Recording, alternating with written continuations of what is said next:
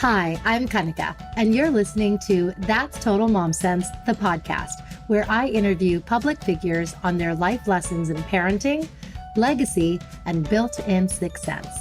Hey, what's up? I'm Kelly Rowland, and you're checking out That's Total Mom Sense. Hi, this is Chelsea Clinton, and my experience on That's Total Mom Sense was fantastic. It's me, Bobby Brown. Can't wait to share my story. Thank you to my guests, brand partners, community, and you for making this show possible. Episodes released every Thursday wherever you listen to podcasts. You can join my tribe by logging on to thatstotalmomsense.com and by following me on YouTube, TikTok, and Instagram at Kanika Chadda Gupta. Now let's dive in to today's episode. You may not know it, but every one of us has been supported by March of Dimes, even if you're healthy today. Right now, we're facing a serious challenge. This nation is one of the most dangerous for childbirth. Why? Health inequity. March of Dimes is working to make a world where every mom and baby is healthy, where every family has equal access to care, where every baby born too soon has a chance to survive, and every mom, pregnant and postpartum, is heard. Since 1938, March of Dimes has never given up on improving the health of families. They're working to end preventable maternal and infant death and illness and close the health equity gap, no matter your background, your gender, your race, or where you live. With your help, time, and voice, March of Dimes can make that happen. It has been an honor to work with the organization, to share stories of families and lives they've touched, and ongoing research on That's Total Mom Sense, the podcast. We all are March of Dimes.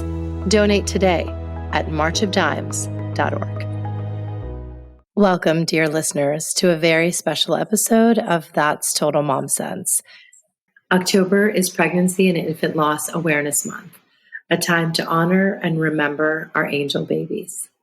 Today, we'll learn more about the incredible efforts of March of Dimes, an organization that has been at the forefront of supporting families and funding critical research in the realm of infant and maternal health for decades. Their initiatives in this space have touched countless lives, offering hope, compassion, and a beacon of light to those navigating the journey of loss. Today, I'll be joined by March of Dimes spokesperson Shadie Tofigh. Shadie Tofigh serves as the Director of Maternal Infant Health at March of Dimes, Arizona, and is deeply committed to advancing healthcare system and policy initiatives. Born into a refugee family who had to learn how to navigate a new country and its different systems, Shadie understands the importance of a positive experience for birthing people and their families. With a background of nearly 15 years in the field of public health, she has successfully overseen global and domestic programs in reproductive, maternal, infant, and adolescent health and their rights. Her expertise lies in effecting positive change through policy formulation, curriculum and guideline development, and program execution, often in close collaboration with governmental agencies and community partnerships. She is a member of the advisory board for the Maternal Health Initiative and dedicates her expertise to the peer review process of the Reproductive Health Journal. She participates in the Interagency Working Group for Reproductive Health in Crises, sub-working groups, and also represents March of Dimes on government task forces. Shadie, it's wonderful to have you join us today. Thank you for having me, and thank you for having March of Dimes on. Absolutely. So as I did my research, I found that there are various scenarios for infant loss. There's stillbirth, neonatal mortality, sudden infant death syndrome, preterm births and low birth weight, geographic variability, and gestational age. Can you touch on just the varying degree of what can happen early on? Sure. So infant loss and pregnancy loss, there are physiological changes that happen in the body. And so that can be attributed to miscarriage. And that's when there's pregnancy loss before 20 weeks. And miscarriage is very common, but not talked about often, and many families grieve in silence. Research suggests that more than 10 to 20% of pregnancies end in miscarriage, and before people even know that they're pregnant. And most miscarriages end before the first trimester. With stillbirth, this is a loss of a fetus before or during delivery after the 20th week of pregnancy. And unfortunately, this occurs in approximately 1 in 160 pregnancies in the United States. That means every year there's about 21,000 babies that are born stillborn. That's nearly 58 every day. So it's quite tragic and heartbreaking for expectant families. And unfortunately, there is ethnic disparities in relation to stillbirth. Which communities would you say are predisposed to an occurrence like that?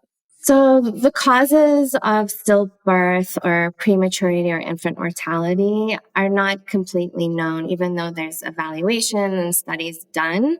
Unfortunately, for every case, we can't determine what the cause of loss was.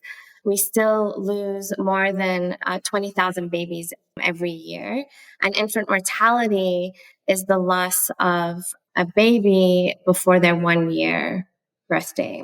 And there are some differences in terms of maternal age and the risks associated with infant mortality compared to maternal age. And the two age groups that are at risk are women over 40 years of age and women under 20 years of age, so adolescents. And the primary reason for that is because their bodies aren't developed, their pelvises are smaller, and that causes birthing complications. The other forms of death for infants are sudden infant death syndrome, and that unfortunately affects about 1 in 1,000 infants. And in 2021, 1,400 babies died of SIDS. And this is the unexplained sudden death of otherwise a healthy baby, usually during their sleep before they turn 1. And in addition to sudden infant death syndrome, we have preterm birth. And so preterm birth affects 1 in 10 babies in the United States. And it's when a baby is born before 37 weeks gestation. And they generally have a low birth weight, which contributes to complications in their development and growth. And low birth weight affects, in general, around 1 in 12 babies and newborns. And so the risks for preterm labor, if you've had a premature baby in the past, you're pregnant and expecting multiple, so twins or triplets or more. You may have had problems with your uterus or cervix now, or you've had them in the past. A common example is women who have used IVF are 4.3 times more likely to have a preterm birth than those who did not undergo IVF treatment. So those are physiological changes that happen that can cause infant and pregnancy loss. Then we can look at our wider ecosystem that we live in. And so that depends on the geographic availability of obstetric hospitals that also have NICU wards. Do we have healthcare providers in the counties that we live in? So right now in the United States, our moms and babies are in crisis because many of our counties don't have either an OB facility and healthcare providers that can deliver babies safely. This is not only prominent in rural locations, but also in urban locations where we see many birthing hospitals closing. Such a tragic phenomenon. And I know it's something that March of Dimes is leading as far as letting the public know about maternity care deserts. And that's where there aren't any viable options for obstetric care or providers. It's wonderful that you're identifying these gaps and then working on initiatives to serve this community of people. It's all about increasing access to quality healthcare. Exactly. Can you share about how families can kind of have this awareness around infant loss early on, are there changes that a mother can do when she has, a baby in gestation? What should she know? So we don't always know definitively what the causes are of infant loss, stillbirth, or preterm birth. And a pregnant person can do everything right during pregnancy and still give birth early or experience loss. Mm. That being said, there are some ways to reduce that risk. And that includes seeking comprehensive prenatal care, following their healthcare provider's recommendations, making those lifestyle choices that promote healthy pregnancy. And what does that include?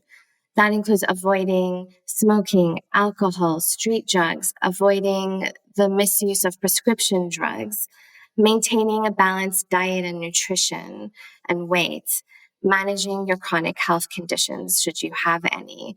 So regular and timely prenatal checkups can help identify and address potential risks early on. In addition to that, reducing stress and building community is extremely important during pregnancy. And this can involve talking to your boss about ways to lower your stress at work, having a doula. Doulas provide emotional support, advocacy, education, and referral throughout pregnancy, childbirth, and the postpartum period. And we know that we live in a social media age. And so ensuring that you have trusted resources of information and building community online through different platforms is important. And March of Dimes provides those resources. We have an app called Compass by March of Dimes, and it provides educational information for expectant families throughout their pregnancy journey. We also have Facebook group chats. We have on our website loads of information that's easily accessible for people to utilize and refer to. It's really important to allow our bodies to recuperate after pregnancy. And so the recommendation is to wait at least 18 months or more ideally up to 24 months between giving birth and getting pregnant again. But there's also a dual benefit for that. You're a new mom, you have a baby. It gives you the opportunity to bond with that baby and grow with that baby and with your family and have some quality time before entering into a second pregnancy. Last but not least, and I share this information with families and moms that I encounter, not only in Arizona, but across the world, is self-advocacy and the importance of advocating for yourself and feeling empowered to engage in your own healthcare, making informed decisions, and having your preferences and needs respected and listened to. It overall contributes to a safer and more personalized and satisfying pregnancy and childbirth experience. Be vocal and remain vocal, and your health comes first, and that's most important. 100%. I couldn't agree more. In my own personal experience, I suffered an ectopic pregnancy, and it was one that left me completely shocked and blindsided. I didn't know this was a phenomenon. But I think one thing that I'm glad I did was be vocal and, stand up for what I knew I needed. And this was at a practice in New York City. And I had a trusted friend who was an OB. And because I had HCG levels that were so low and I felt these referral pains in my shoulder, she explained to me that this could be an ectopic pregnancy because nerve endings from your uterus lead to your left shoulder, and that could be what's causing the pain. So make sure to get an ultrasound.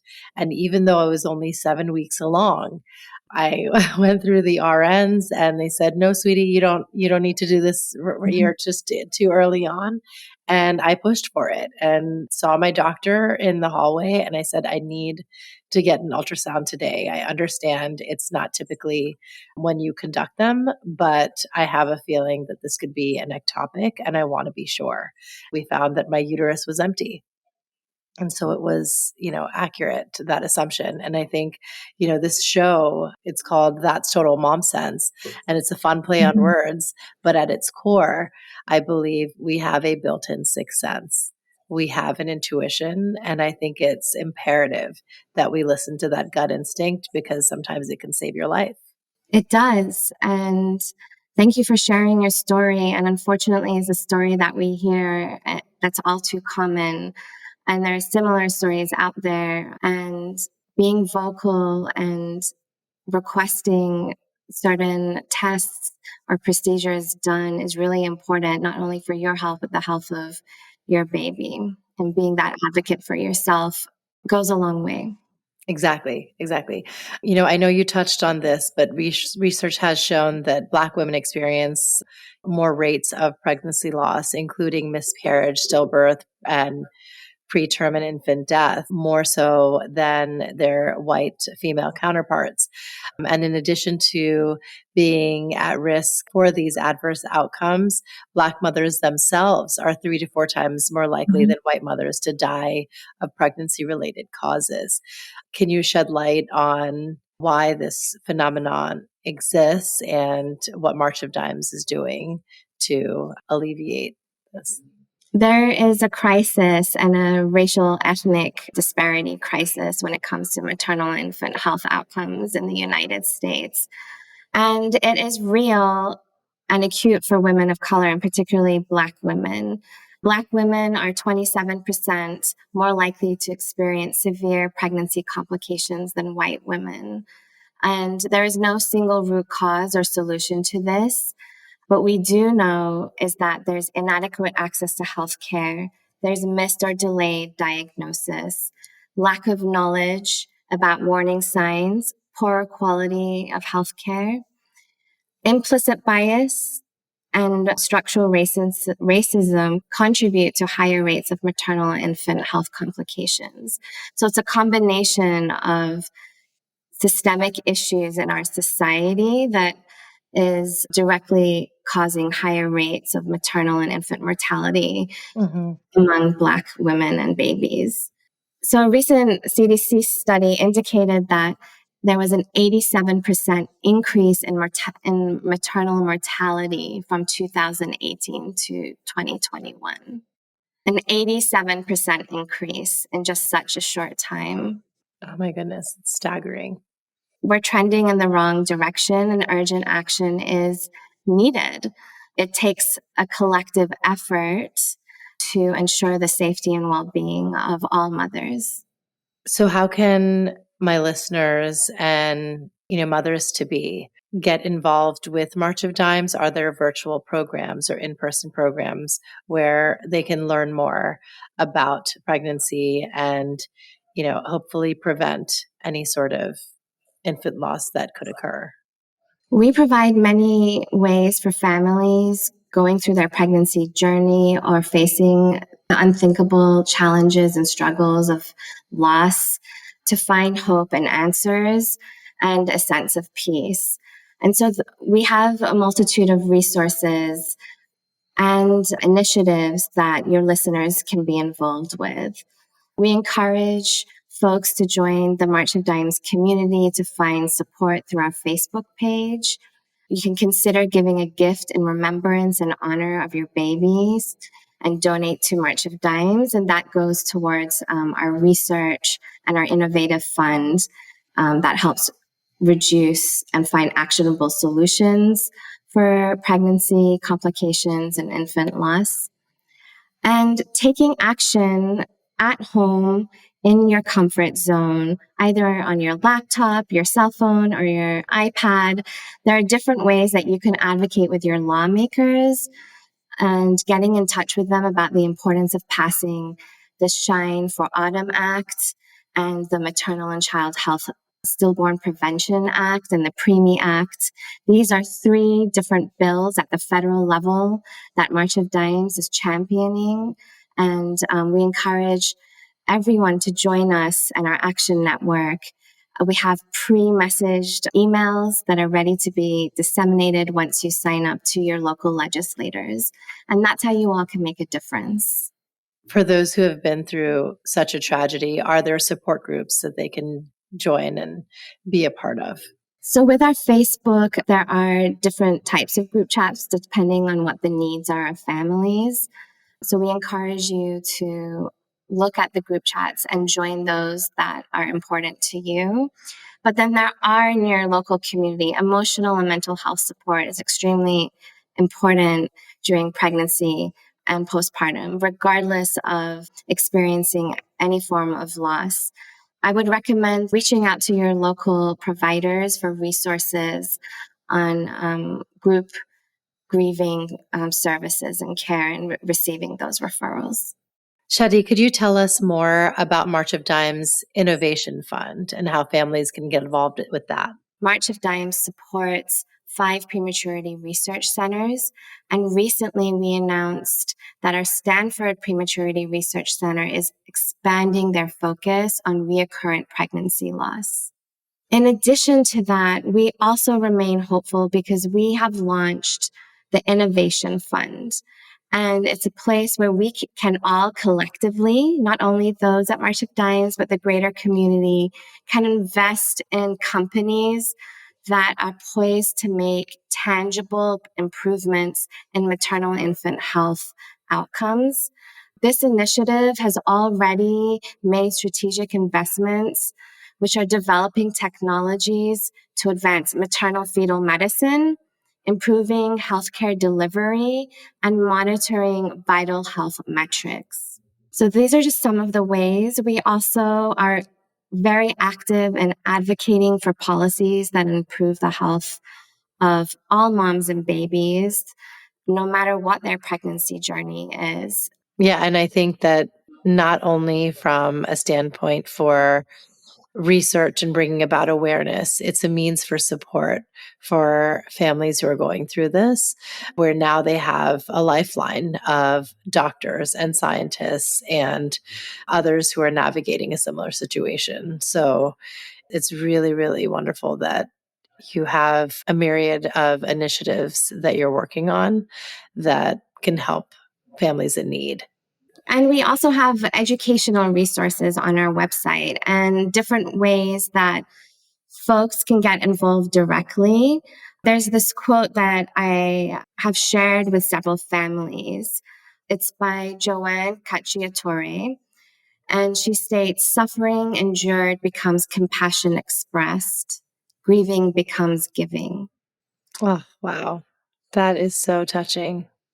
We all need to collectively grieve and take a moment. But when the time comes, we can give. We can give by volunteering. We can give by advocating. We can also give by investing in different programming and initiatives and research such as the Innovation Fund. Everyone can reach us at marchofdimes.org. You can find support at the tab that says Find Support. We also have a tab for advocacy if you're interested. There's also another tab for donations. If you're interested in investing in the Innovation Fund, you can consider giving a gift in remembrance and honor of your baby. So all of this information is available at marchofdimes.org. Well, thank you so much, Shadie, for joining me on That's Total Mom Sense today. This was incredibly enlightening, and I'm glad that the audience now knows more about Infant Loss Awareness Month this October. Thank you for having me on and raising awareness around pregnancy loss and infant loss. I know it'll mean a lot to the families out there. Now I'm joined by Erika Nolting Young, and she is involved in March of Dimes Innovation Fund as a supporter.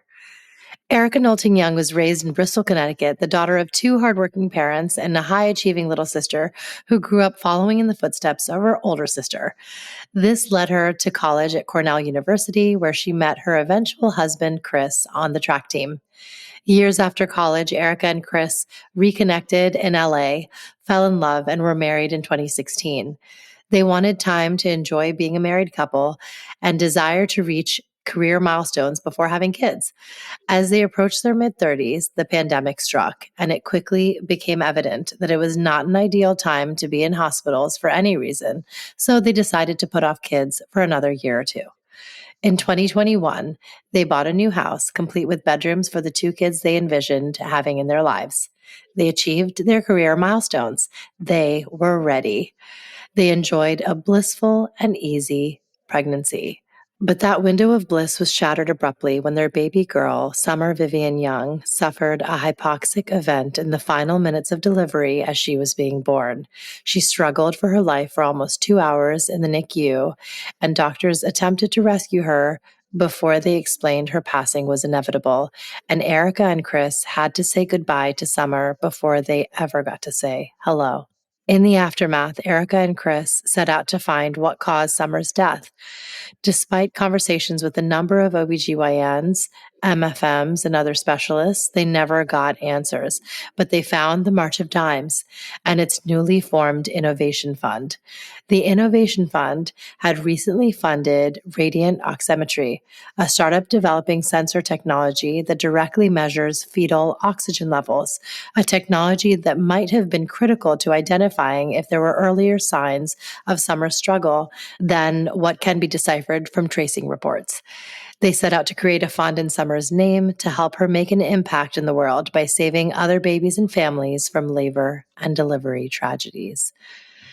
Erika, welcome to That's Total Mom Sense. Thank you. It's really nice to be here with you. Yes, thank you for sharing your experience. I know that so many of us have either experienced a loss ourselves or know someone who has. And the fact that you're shedding light on this is really, really crucial for our collective healing.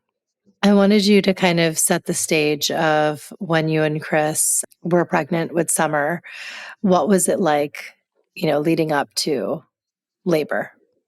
Yeah, we were really lucky that we actually had a very easy pregnancy. It seemed picture perfect, and it's almost ironic. I remember saying to a friend and client of mine, I feel like I should knock on wood because it's been so easy, and I was so afraid that pregnancy would be scary and would somehow rock me on my track. But we had easy appointments. There were no signs that anything was wrong.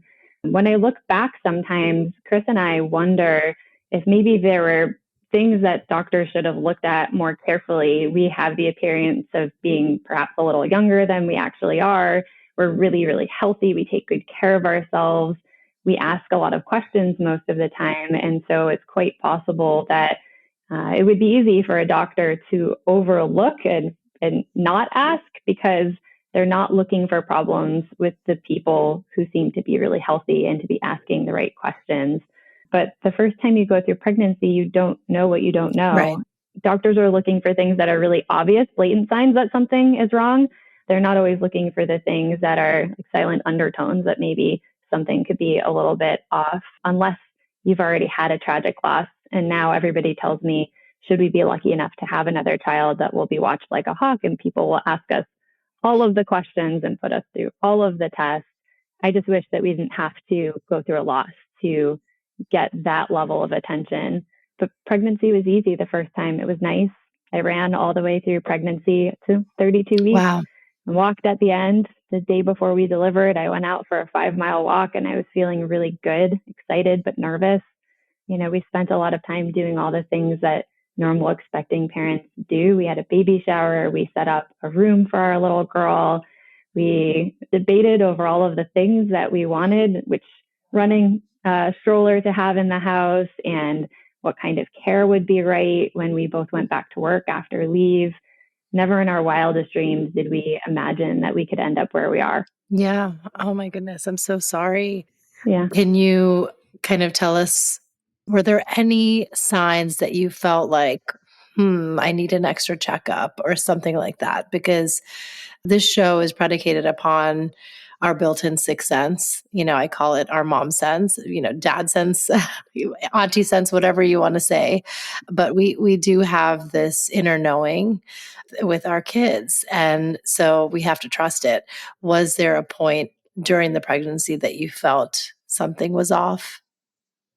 There was never something that indicated to me that something was really obviously off. I could say in the last handful of days before we delivered Summer, there had been a discussion with the OB about whether we wanted to deliver at 40 weeks and 2 days or wait a few more days to see if Summer would come on her own. And by and large, what I had read online and what I had heard from friends and family members is that it's very common in a first pregnancy and delivery for a baby to come late, and that if you just give it a couple of days, often labor will start on its own. And I was nervous about the idea of inducing really early on. I knew that inducing could launch you into pretty aggressive labor. And I just wanted to see if Summer would come on her own. And so instead of delivering at 40 plus 2, I said, could we wait a couple more days after that? So we had moved our delivery date ourselves by just a few days. And then our OB had told us, I really want to make sure you don't go past 41 weeks. And so she had made sure we were just inside of 41 weeks. And we all agreed that felt like a wise choice. Mm-hmm. But what happened was, unfortunately, the hospital called us all of 2-3 hours before we were supposed to report on our delivery date and told us that there was a shortage of nurses and they had people who had come in spontaneous labor and they needed to contend to those patients first. And so our delivery date got pushed a few extra days after that, past that 41-week window. Because we seemed to be healthy and everything seemed to be okay, we hadn't had any complications in our pregnancy. No one was worried. They planned to bring us in for a non-stress test the next day to make sure everything looked all right. I do remember in the deliberation over, should we do this 2 days after 40 weeks, or should we wait a couple of days, feeling really panicked and calling one of my friends, actually, who's a nurse who had worked in the NICU at a top hospital in Connecticut where I grew up, and having this chat about what should I do? I don't know what to do. My doctor told me it's really up to me, that it probably won't make a difference one way or another. And feeling like too much responsibility had been put in my hands and I just really wasn't sure what to do. Sometimes I wonder, when I think back to that moment, was that my body trying to tell me, like, you need to do this now? Like, why was I crying about a decision that my doctor was not panicked about at all and seemed completely fine with me taking a few extra days? But something about that had me nervous. I remember telling myself, I'm nervous because this is my first labor and delivery and I don't know how to make these choices. I don't know what to expect. And I want my doctor to guide me a little bit more and tell me the answer. But I also realized at that point, there had been numerous times in the pregnancy where people ask you, do you want this test or do you not want this test? Or do you want this extra appointment or not? And so there are things that you get to choose along the way. And as like my husband's an engineer and I'm a consultant, I always want more data to help me make those choices. And in labor and delivery and pregnancy, there's just not a lot of data. There are a ton of confounding factors, and it's a very difficult area to research. So you do have to rely on your mom sense more than you might like. I'm with you. I'm glad that you know that now. And I think as first time moms, we don't trust it because we feel like, what do we know? The doctor knows best, but you really do. Yeah, I've learned that 100% of the time it's worth asking the questions. There really is no such thing as a stupid question. Mm-hmm. It's okay to not know everything. There's no way to know everything when you're a patient. We didn't go to medical school. People study this for years to be able to practice. So there's no way you can know it all. You have to ask the questions.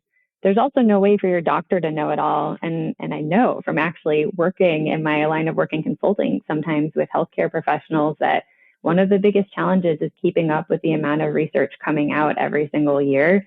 It's worth asking questions and challenging people, and sometimes it's worth getting second opinions. Yes, exactly. And was there anything, mismanaged with your care? Because that's something we need to talk about too, Do you feel like the doctors and team who work with you were truly listening and amenable to your needs? So the first thing I mentioned earlier was that I only had one non-stress test, which my OB had told me that if I went past 40 weeks, her plan was for me to have a non-stress test every single day until we actually went into labor. we didn't end up having one until the day before I delivered. So we were at 41 weeks at that point. And I've often wondered if that was an oversight. I recognized the hospital had a shortage of nurses. I'm sure it was a really busy week. I know my OB, who had been seeing me through the course of my pregnancy, had been in for a couple of days before I actually went in to deliver. And so it's possible that because I didn't flag it, that nobody was pushing for it, and that could have been something that could have been helpful. We did have an NST the day before we delivered, and it showed that everything appeared to be normal. So I don't know if that's something to worry about or not, but it's definitely something I would raise. If you go past 40 weeks, especially if you're over the age of 35, what I've heard is that it's a good idea to have some close monitoring for the days leading up to labor and delivery. The second thing that I shared with you is that my induction date slipped a few days, and it is quite possible that that cost Summer's life. I'll always wonder if we had delivered a little bit earlier, as we had originally discussed with our OB, if we might have had a different outcome. Doctors have said they really believe that something random and traumatic happened in labor that they just can't explain because we don't have live imaging internally while you're delivering to know what was happening inside. Mm-hmm. But it is possible that if we delivered her earlier, that maybe she would have been stronger to make it through labor and delivery. The third was that my labor progressed really quickly for somebody who was a first-time mom. I had just one pill, 150 microgram pill of misoprostol, and my labor progressed, and I was fully dilated at 7 to 8 hours in. And I had heard that sometimes it took 12 or 16 hours for people to get there. So I had been in a lot of pain, and I remember the doctor coming in and asking the level of pain and whether I wanted a partial epidural or a full epidural. I was really dead set on a partial, and then they stood there and just watched me through my next contraction, and they're like, I'm not sure that partial epidural is going to cut it for you right now. You seem like you're in a lot of pain. An hour later, they came back to check me and recognized that I was at 10 centimeters. And they were like, and that is why you were in a lot of pain earlier, because you dilated really quickly. I had read in research after losing Summer that sometimes aggressive and quick labor can just be a lot for a baby's system. They're fragile. And I will always wonder, did that weaken her ability to make it out of labor and delivery safely? Mm-hmm. It's no easy thing for a baby to squeeze through the birth canal and make it out. That is almost like a very traumatic way to enter the world. It's the way many babies are born, and it's safe if you're a healthy baby and your system can handle it. And so I do wonder about that. I do think that induction can be done safely. I'm quite certain that in the future, if I have another child, will either be induced or have a C-section. But I wonder, because we were induced late, was there extra complication in our process? We also had our case reviewed by a clinician scientist in obstetrics at the Mayo Clinic. It's just one of those top research hospitals in the country. And we had friends who said, I know somebody that will take a meeting with you. And so we spoke with that doctor. We also spoke with somebody who was a former president of the American College of Obstetrics and Gynecology. And they pointed out a few things that were not blatantly wrong, but just curious to them. Was we had some level 2 decelerations in our tracing report that you see on the monitor when you're in labor and delivery. And what we learned is that tracing reports are really difficult to interpret. And if you have level 2 decelerations, that it's difficult to know if you're a level 2 deceleration that's almost a level 1, which is not a problem, or if you're a level 2 deceleration that's almost a level 3, which could be a big problem. Okay. Anything you see in level 3 can lead to a really bad outcome. And they don't have a way today in labor and delivery to decipher that. Level 2 is this big gray space. So that's why there are technology companies trying to find better solutions to monitoring the well-being of a baby during labor and delivery. And so we had some level 2 decels. They did some standard things that they do during labor and delivery to try and mitigate that. They tipped me to my side for a little while. They continued to monitor my heart rate and the baby's heart rate for a little bit to make sure everything looked okay. They had me drink some cold water, I think, to probably see if they could get the baby's heart rate to respond the way that they expected it to. And then it seemed like things resolved. There wasn't a ton of concern anymore. I didn't really know at that point what they were looking for. I had heard from friends that sometimes they'll tip you on your side to try and adjust things, but that it's usually not something to be too worried about. But now that I know what I know about that level 2 and the tracing report, I will probably in a future pregnancy want to know what's going on the screen more carefully and what are we not sure that we know. Right. The other thing was that the OB that was attending our labor and delivery broke my water, and then she could see that we were getting emotional, that mix of excitement and a little bit scared because we've never done this before. And she said from the kindest place, I'm going to leave you two for about 30 minutes because I feel like you could use this time to soak in what's about to happen in your lives. Like, this is so special, and I'll be back and check on you. You'll be fine. Okay. I guess a more conservative approach would have been to just deliver us right away, especially because we had had some level 2 decelerations and because my labor had progressed pretty quickly for a first-time mom. It might have been more prudent to not leave the room. Again, this is another gray space as I understand it in labor and delivery, so there's nothing blatantly wrong with the course of action that was taken, but it's possible that if we got Summer out immediately instead of leaving her in there for 30 more minutes, maybe we could have had a different outcome. Sure. The last that was a blatant accident was that we learned that the hospital actually lost our cord gas sample. And why that would have been important to us is that your cord gas sample can tell you about whether a baby was struggling antepartum, intrapartum, or postpartum. And because we don't know what happened to our daughter, having clues like that would help us understand how to manage a future labor and delivery. We don't know. So we'll be left to go into labor and delivery and like pregnancy again in the future, not knowing if whatever happened could happen again or how to manage it. All we've got is best guesses and being monitored from every direction possible. And the reason that they lost it was that I guess it was explained to us that normally this is used in the hospital as a way to understand the course of action to take care of a baby. So because it was clear that Summer was in critical condition and needed to be in the NICU with like the best neonatologist in the hospital, there was no reason to even test that cord gas sample. Instead, they just escalated to the next step in their process. But that was valuable for the doctors to know we don't need to do this to understand what our next step is, but it left us as parents unclear about what we could do in the future. And so I wish that they hadn't lost that sample in the fray of trying to take care of Summer.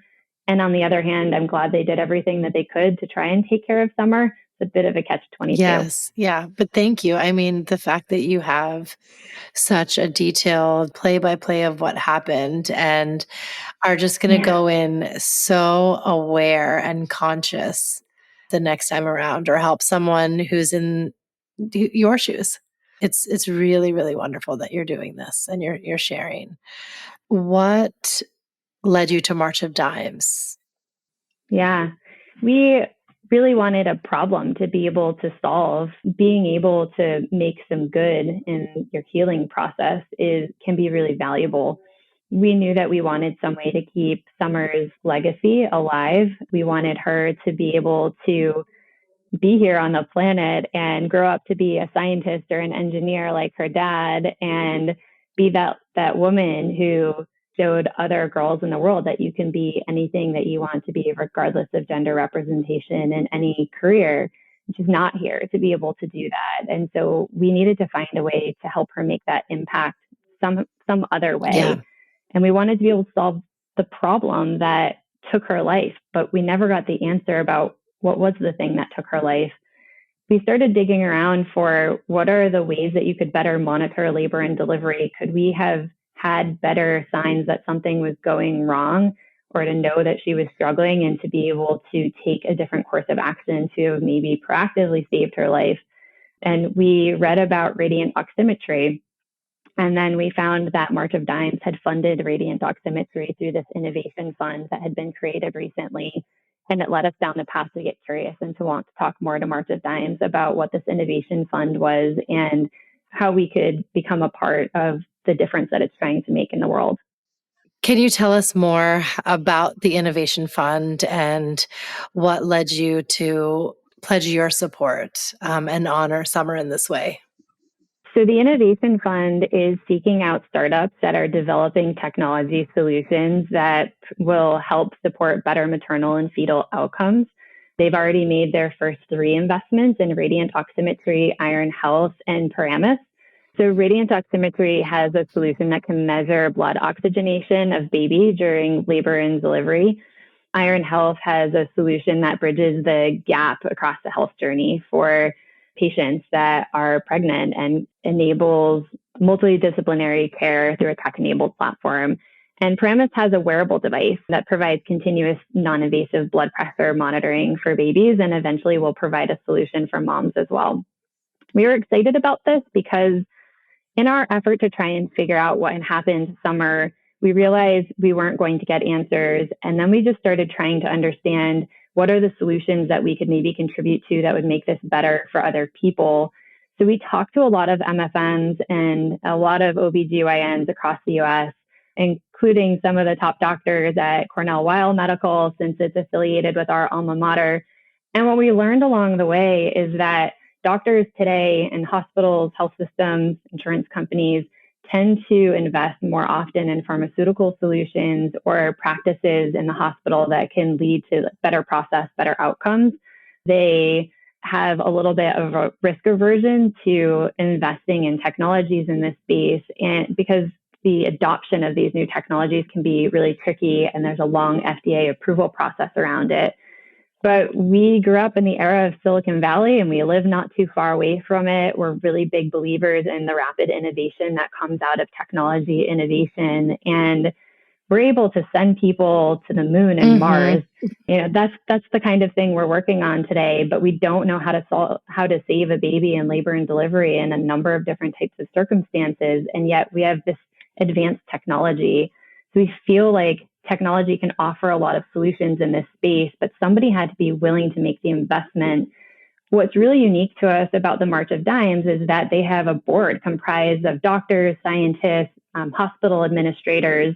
They have the influence and the seal of approval to be able to help these startup companies really break through the barriers that can make it difficult to get the adoption and the buy-in that you need in a healthcare system to get a new technology into practice.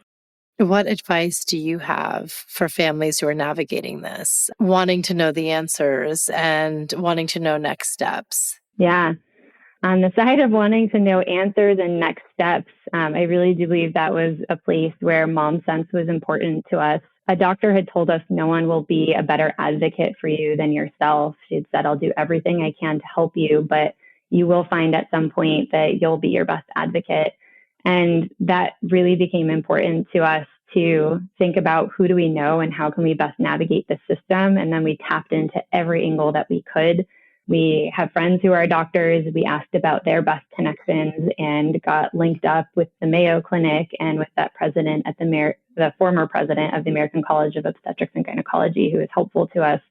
We worked through our network to some doctors in the UCLA health system that were helpful to us. They have one of the best placental pathologists in the western half of the country who is very kind and helpful and clarified some very important things in our process. It takes a lot to get these appointments, and it's hard because you have to keep telling your story over and over, and it's heartbreaking and difficult to do it. But it meant the world to us to be able to get those answers. And I just felt like I had to be a bit of a warrior and do what I could to try and find answers along the way. So don't give up. It's a complex system, but there are people out there who do want to help you. There are people who are really kind and will find windows of time to try and help you. And there are a lot of researchers out there who are trying to find answers. So they're itching to hear these stories and to understand the data better. And I feel like March of Dimes is a really big part of that. As soon as we found them, we found this entire community of doctors and scientists and researchers who are willing to help and so happy to hear our story and connect and provide whatever insights they know. So it really helps to plug into a community that has a lot of the resources all in one place. And you're a beacon of hope for so many. And what brings you hope now? I hope that the legacy that we're setting up for summer with the March of Dimes makes a difference in saving other babies and helping other parents not have to experience what we're living through. And I'm definitely holding on to hope that we get to have them. You will. You definitely will. Thanks. Thank you, Erika. Your story is so touching, and we wish you nothing but the best. And thank you so much for helping families along the way. Thank you. It's so nice to meet you. You too. Thank you for tuning in to this special episode with March of Dimes on pregnancy and infant loss awareness. That's total mom sense.